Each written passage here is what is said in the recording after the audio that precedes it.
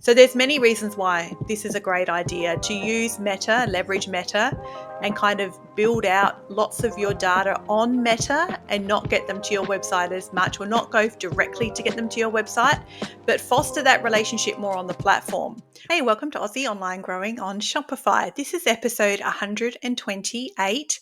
And what would you do with $500 as a budget to spend on your Meta ads over the next 30 days? Or more sort of to the point of this episode, what would I do if I had $500 to spend on Meta ads over the next 30 days inside my own ad account? This episode is a bit of, I guess, what would you do with a beginner budget? And $500 for 30 days may not sound beginner to you. I actually didn't even work out how much that is per day. What is that? $500 a day. But it absolutely is. It works out to about $16 Australian per day is $500 a month. So that is absolutely a beginner Facebook ads budget. In fact, you probably couldn't spend less than that and get any sort of meaningful results at all on Meta. And I would argue that's the bare minimum you would spend or could spend to really get some meaningful results on Meta, particularly in 2025. But if you had $500 to spend next month on your advertising on Meta and you're wondering what should I do with that $500, this episode's for you. I'm going to share with you what I suggest you do with that $500 and what I would do for my own e-commerce store if I had $500 as a budget in the next 30 days for advertising, for traffic, to try and find some customers, to try and get some potential leads and potential customers to get to my website and end up in my email list or an email flow or something, and maybe even get some sales out of that $500 budget. So I've got a bit of a visual guide actually too for this episode you can download on my website at aussieonlinegrowingонshopify.com.au.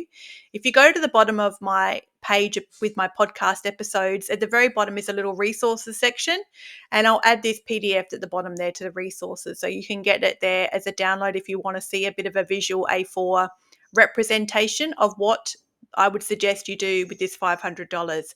So let's get to it. Okay, I've got 2 steps. This is simple, hey? It's only 2 steps to this strategy. There's lots of components in the steps, like there's lots of pieces underneath these steps, and lots of this is up for testing. It's up for grabs. Like lots of the things I want to share with you are not absolutes.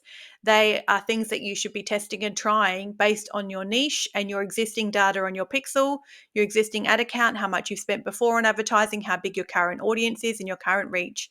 There's so many variables to it, but as a starting point, this is a strategy I would suggest if you are looking to spend $500 on Meta next month. And I'm splitting them into 2 steps because your budget is really going to go into 2 buckets. You have a budget for top of the funnel. So top of the marketing funnel, you have a budget for like reaching new people, getting people to discover who you are and learn about you as a brand and as a business. And the second thing is you have a budget for retargeting. So you'll be retargeting your warm leads or your warm potential customers with some different campaigns. So let's start from the first one with step 1, which is building for the future, top of funnel. This budget here, or this component of the strategy, is going to use the predominantly like the largest amount of your budget. You're going to use 70% of your $500 here, which is $350 in top of the funnel. And there's a reason for that, which I'll share with you shortly. But 70%, the vast majority of your budget is going to be going towards top of funnel campaigns. You're going to use a couple of different audiences. You're going to need to test Advantage Plus audience. You also need to test some interest-based audiences. You could also test a lookalike if you wanted to as well, but you probably haven't got the budget for testing a lookalike as well. So I would suggest sticking with Advantage Plus audience testing and an interest-based audience testing. The type of creative you want to use, or I guess the type of creative, like the type of ad, sort of the theme of your ad. It could be a video or an image. You probably want to do both for this budget. You want video and you want images. But let's say the sort of the theme of these ads or these creatives could be a couple of different things. You could try a giveaway or a promotion of some description, or something like brand new or just landed or newly released or clearance, marked down, discontinued, or a giveaway, like join this giveaway, get this prize, giving away this, join my email list to go in the draw for blah, blah, blah. So there's a couple of different themes that you could test inside this 70% $350 budget campaign, which is probably campaigns plural. You'll have a couple of campaigns running, so you can try audience plus advantage plus an interest-based audience. And the objective of this whole top of the funnel $350 budget spend for the next 30 days is to really build your warm audiences. The objective is to get more people into your brand's ecosystem, to get people to learn who you are, discover you for the first time, and begin that know, like, and trust kind of relationship with you as a business. You want to get them into your Klaviyo list. You want them to land on your website, and you want to have a pop-up so that they are given the opportunity to join your email list, so that they then go into your welcome flow. Like, they'll need to get a couple of emails from you over a week or so. And so they become part of your engaged segment. So, of course, this relies heavily on email marketing as well. They really work together. You're really wasting money on either end if you don't do both. If you're just doing the ads and no email at all, follow up, no pop-up, no invitation to get to your email list, you're wasting money on ads. But if you're only doing email and you're just sort of hammering the same group of people again and again and not running any ads, you're really wasting money with your email.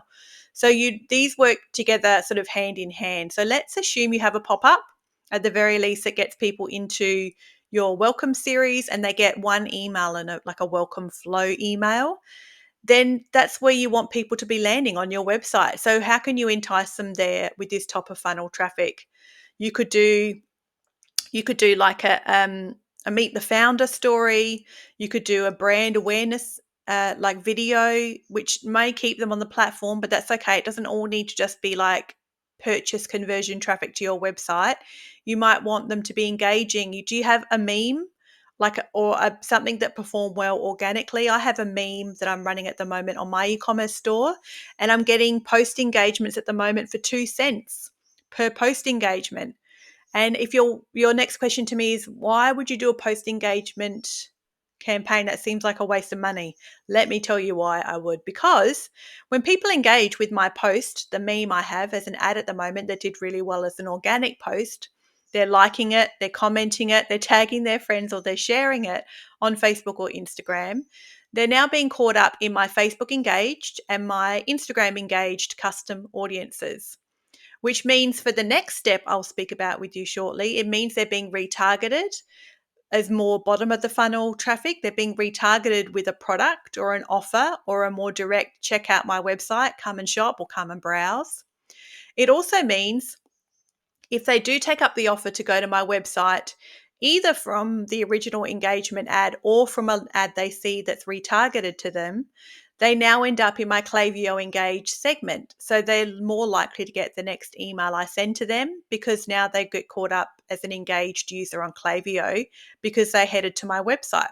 So there's many reasons why this is a great idea, to use Meta and leverage Meta and kind of build out lots of your data on Meta and not get them to your website as much, or not go directly to get them to your website, but foster that relationship more on the platform with video views for the same reason. So you could have a video views campaign. I would totally have a video views campaign where you're pushing out your video of some description, a brand video, a recently well-performing organic reel or a Facebook reel video, to a large audience that can sit there for many months. One of the bonuses of this top of funnel campaigns, running these campaigns at all, which I will say many gurus will like dead set say this is the worst idea ever.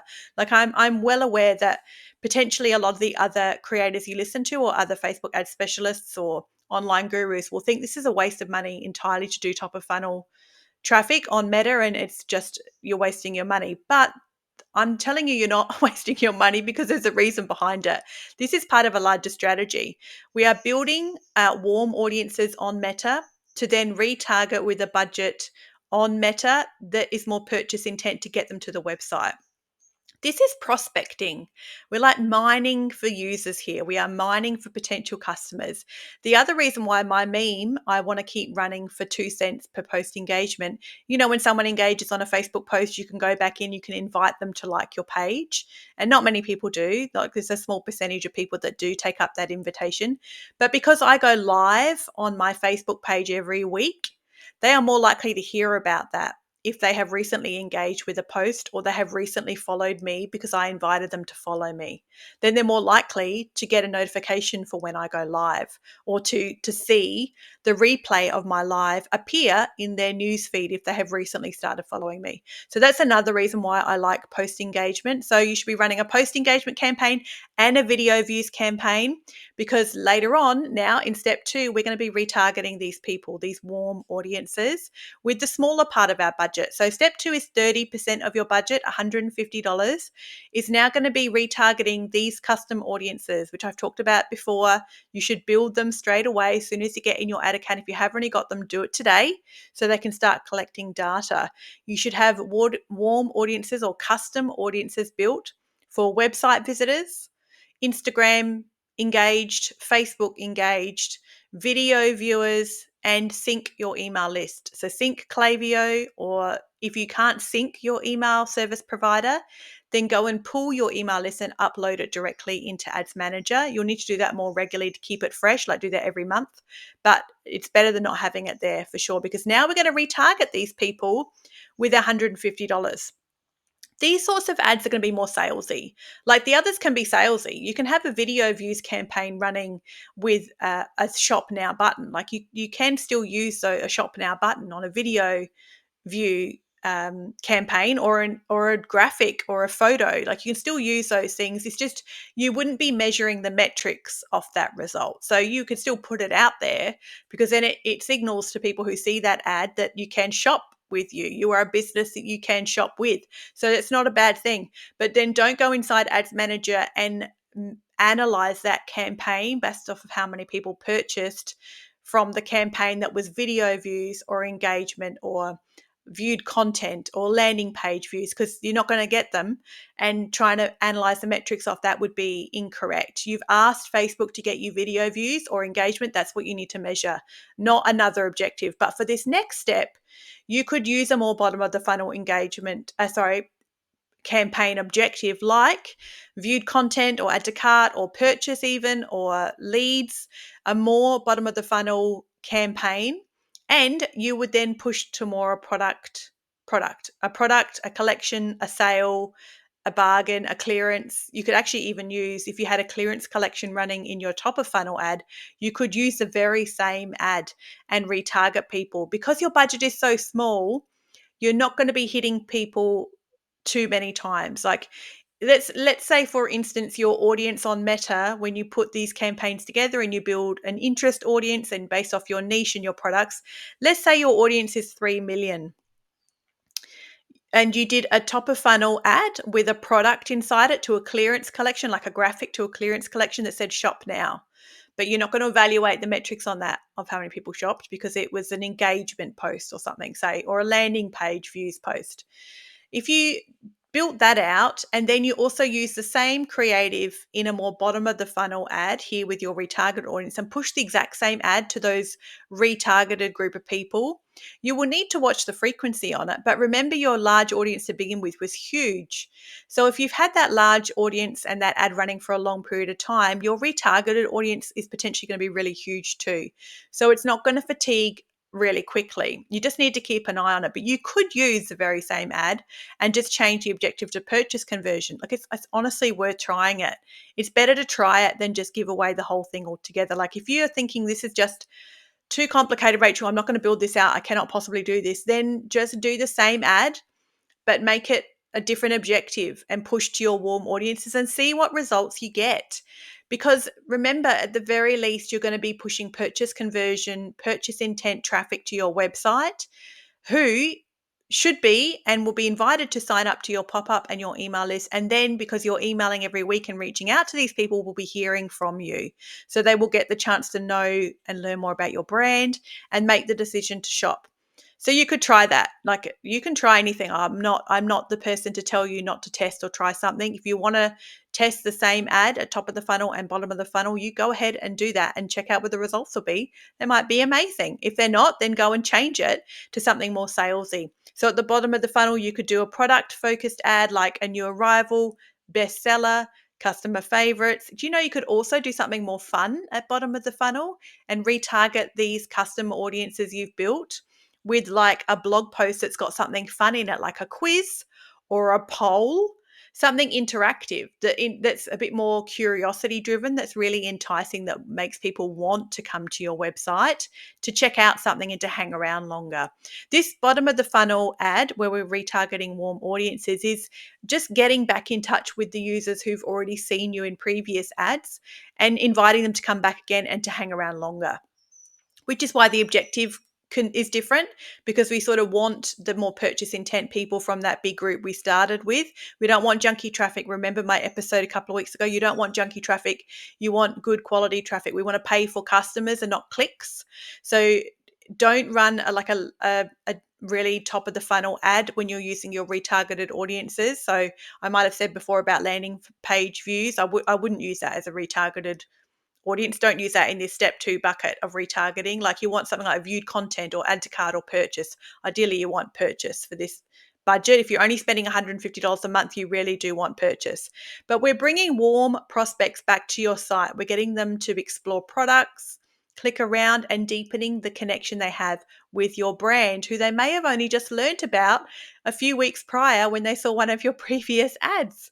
So the one thing I mentioned before that's important with this whole step of retargeting is, because we're only spending $500 in 30 days here, which is like $16 a day, then the money you have spent in top of the funnel in getting people, like getting your brand out there, top of the funnel ads, getting people to even know who the heck you are, because we only spend a small amount in that top of the funnel exercises, is potential is these custom audiences are quite small. So when you're retargeting them, you're going to really need to keep an eye on the frequency.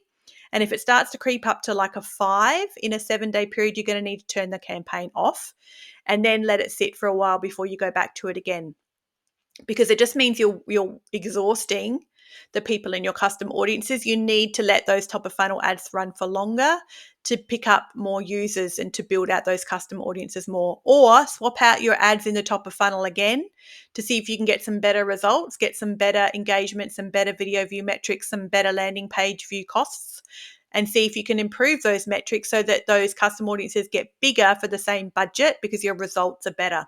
There's a couple of ways to go about it. You could either change out the ads to try and get better metrics, better performance, which equals more users in those audiences, or you could up the budget and the top of funnel to increase the size of those audiences, or you could turn off those retargeted campaigns altogether and swap that budget to your top of funnel for a little while and let those custom audiences build out a little more over 10 to 14 days before going back and turning back on your retargeted campaigns. So now you've got a larger pool of people to retarget, so the frequency will drop.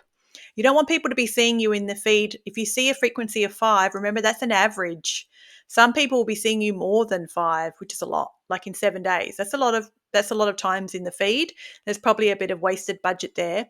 Unless the campaign's performing really well, like unless you're getting purchases off that campaign that you're happy with, in that case, leave it. Don't worry about the frequency. If you're getting a cost per purchase that's good for you and good for your business and like way less than your average order value, then just let it ride. Leave it for longer until it starts to really fatigue and the price starts to go up. The cost per result starts to increase. But if you find you're not, getting purchases from it, if it's a purchase campaign, you're not expecting to get purchases because this is a small budget we're looking at in a big window here, then frequency becomes important. And I would change out the creative and run a new ad with a different creative to the same audiences again. So then they're seeing something new and fresh and fun from you. So instead of turning the campaign off, you go back into that retargeted campaign, swap it out, change it from, newly arrived to customer favorites, or change it from clearance to just landed, or from clearance to pre-order now, or something like that. Change the campaign completely. So you're still going to hit the same audiences again, but they're going to see something brand new from you. So they'll be re-encouraged to come back to your website again and to continue to re-engage with your brand.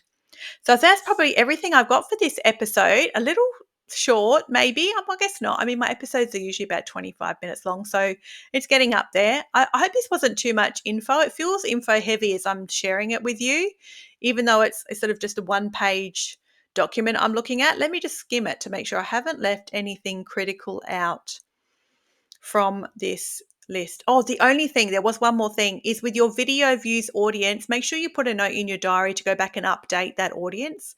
When you create a video views custom audience, you need to select the videos that people have watched. So you need to go back in every week, because if you have organic content publishing on your page as well, on your Facebook page or your Instagram page, then you need to be making sure you're capturing the people who viewed that content too.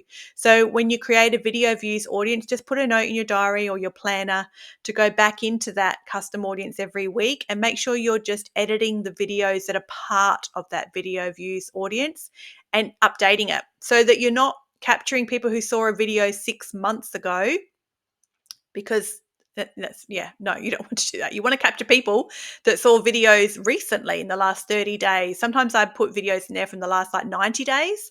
And of course, you want the videos in there too that might be running as ads. So you're retargeting the people who've seen a video view ad from you is also part of that audience too. I think that's everything for today.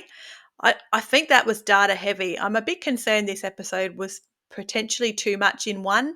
There's just so many variables, hey, with Meta. It's hard to really sort of speak about Meta in blanket statements because you really can't, because there's just so many things that alter the performance of a campaign or even the strategy of which you would build a campaign to begin with. All of this depends on your business goals. Like if you are looking to get new customers next month with your e-commerce store, and your average order value is $100 and you have very small orders and you need to spend now to try and get new customers, you probably couldn't make this work, because this is much more of a low budget, slow burn strategy, not a get me sales next week type strategy. So strategies do need to be customized depending on the stage of business you're at and what your immediate objective is and your immediate goal. That obviously then helps you write a strategy, but then measure the results after. Hey, like I said, some gurus would say running engagement, post engagement ads or page like ads or video views ads is a waste of money. But I would only agree with that if you had no other strategy behind it. If that small part of the story wasn't part of a bigger picture. For me, it's part of a bigger picture. It's part of a bigger strategy. So it makes perfect sense. So that's what I encourage you to do. And if you want some help, reach out for me. Hey, you can find me at Aussie Online, growing on Shopify.com.au. As always, keep learning.